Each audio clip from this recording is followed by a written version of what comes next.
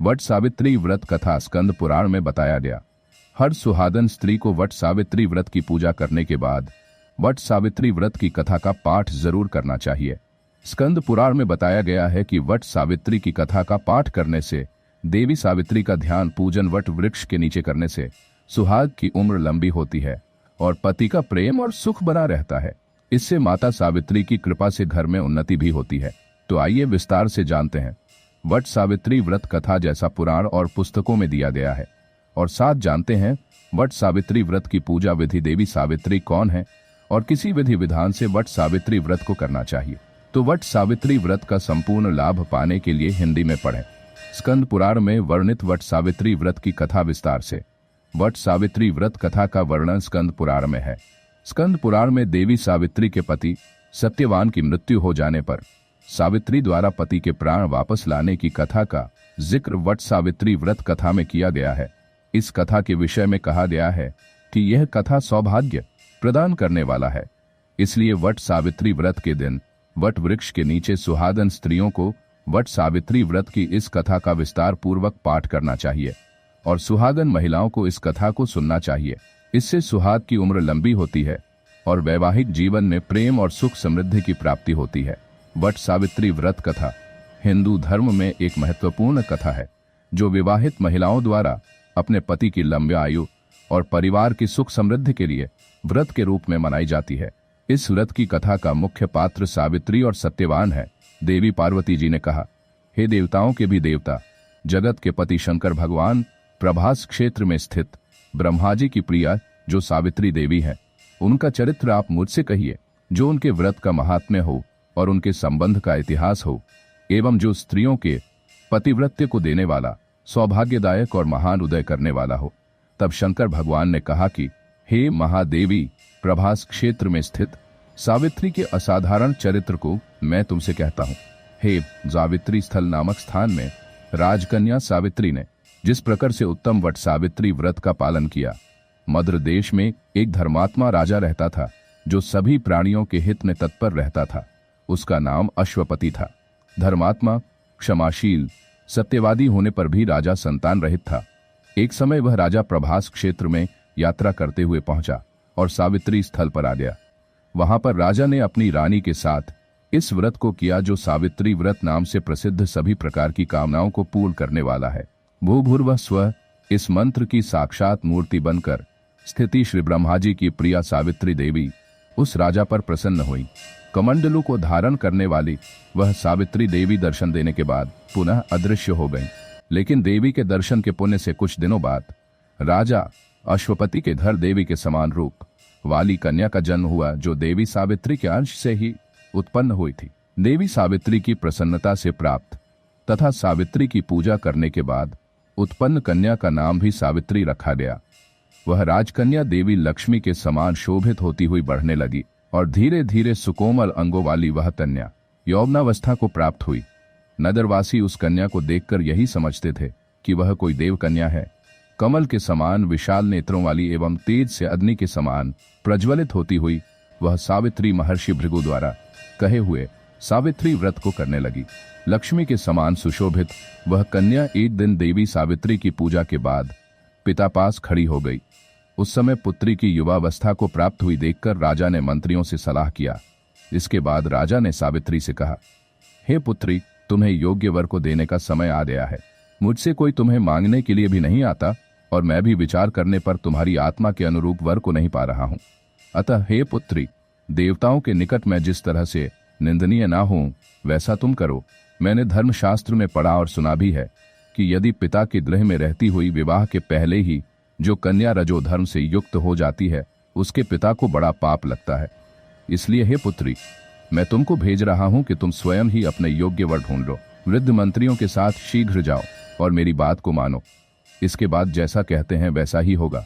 ऐसा कहकर सावित्री घर से निकलकर राजर्षियों के साथ तपोवन की ओर चल पड़ी और वहां पहुंचकर माननीय वृद्ध जनों को प्रणाम करके सभी तीर्थों और आश्रमों में जाकर पुनः मंत्रियों के साथ सावित्री अपने महल को लौट आई।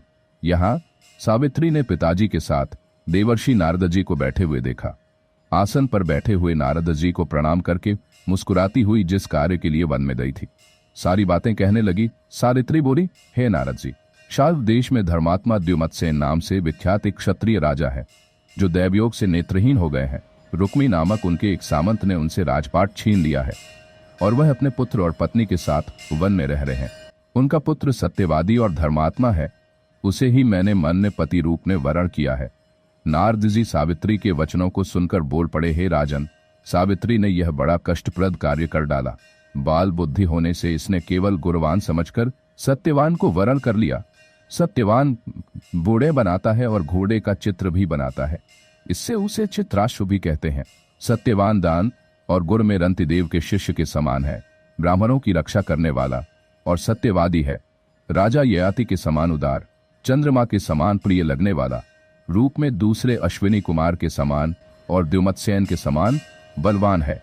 लेकिन उसमें केवल एक दोष है, दूसरा कोई नहीं कि सत्यवान आज से ठीक 1 वर्ष पर क्षीणायु हो जाने से देहत्याग कर देगा। इस प्रकार नारद जी की बात सुनकर राजा कन्या सावित्री ने राजा से कहा, राजा, लोग किसी से एक बार कोई बात कहते हैं, ब्रह्मवेत्ता एक ही बार कहते हैं और एक ही बार कन्या दी जाती है। ये तीनों कर्म एक ही बार किए जाते हैं, बार बार नहीं। दीर्घायु हो अथवा अल्पायु, गुणवान हो अथवा निर्गुण, वर को एक ही बार वरण कर लिया, अब दूसरे वर को वरण नहीं करूंगी। नारद जी ने कहा, हे राजन, यदि आपको उचित लगता हो तो अपनी पुत्री सावित्री का कन्यादान शीघ्र कर डालिए। राजा शुभ मुहूर्त विधि विधान पूर्वक सत्यवान के संग सावित्री का विवाह करवा दिया।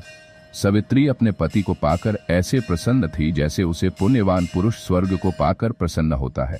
सावित्री उस सत्यवान के साथ आश्रम में रहते हुए नारद जी की कही हुई बात को याद करती रहती थी और उस दिन को गिनती रहती थी कि जब सत्यवान देहत्याग कर चले जाएंगे।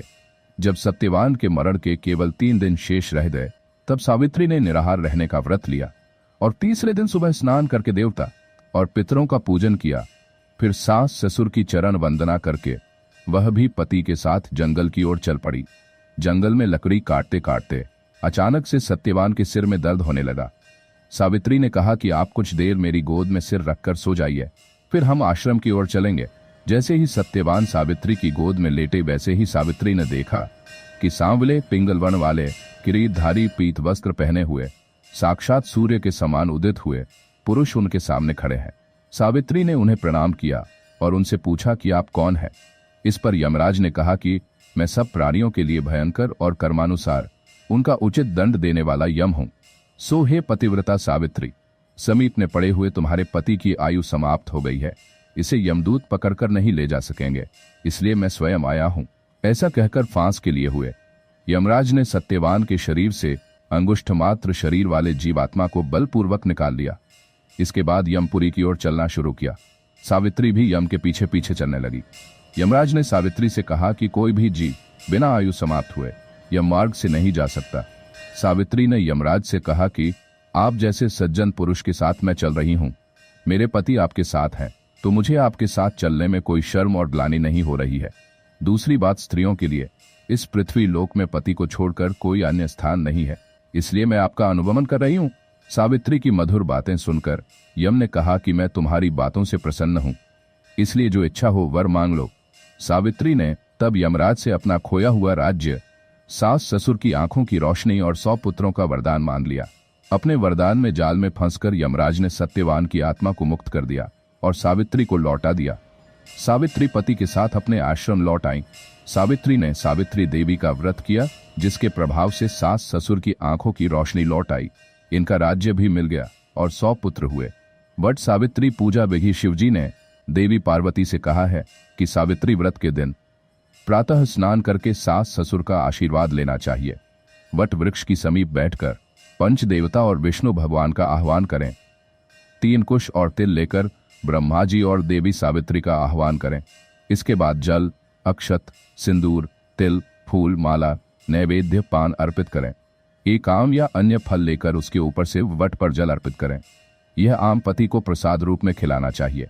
कच्चा सूत लपेटते हुए 7 या 21 बार वट वृक्ष की परिक्रमा करें।